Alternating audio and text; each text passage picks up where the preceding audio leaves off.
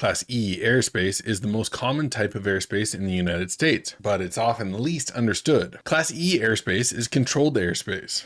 But why is it controlled? In Class E airspace, IFR traffic is controlled by ATC. This might be a center facility, Air Route Traffic Control Center, or approach or departure facility. As VFR aircraft, you aren't required to be in contact with ATC, but IFR aircraft must operate on an ATC clearance. That means the airspace is controlled. Think of Class E airspace as everywhere. The airspace extends from either the surface or designated altitude up to and not including 18,000 feet MSL, where Class A airspace starts, or the next overlying airspace, whether it's Class B airspace, remember the upside down wedding cake, or Class C airspace in the upside down wedding cake. Class E airspace around terminal areas may start at 700 feet or 1200 feet AGL, kind of depending on the designation. On a sectional, it appears as this fuzzy blue border, meaning Class E starts at 1200 feet. In a Class E transition area, the Class E floor drops down 700 feet AGL. On a sectional map, you can find these transition areas by looking for a broad magenta line that is fuzzy on the inner side, like what we're seeing on the screen right now.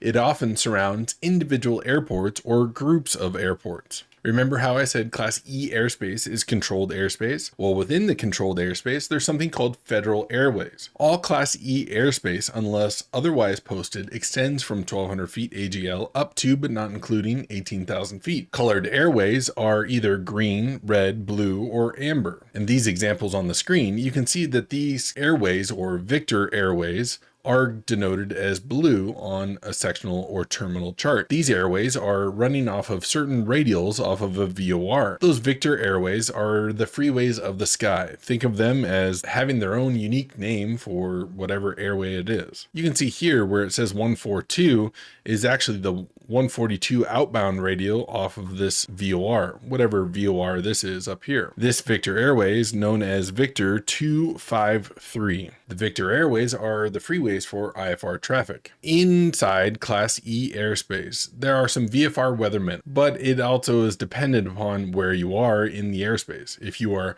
below 10,000 feet MSL, it's 3 statute miles of visibility, 500 feet below, 1,000 feet above, and 2,000 feet horizontal. However, if you're above 10,000 feet MSL, it's 5 statute miles of visibility, 1,000 feet below and 1,000 feet above, and 1 statute mile horizontal. The reason for this is because of at higher altitudes, generally faster aircraft go. The faster the aircraft go, the more time that they need, or the more distance that they need from clouds to be able to maintain VFR. To get an idea of where Class E airspace is, take a look at this picture. Class E is denoted in this blue. Class E is literally everywhere. It's around Class B, it's around Class C, it's around Class D, it's above Class G, it's below Class A. It is literally everywhere. It's everywhere.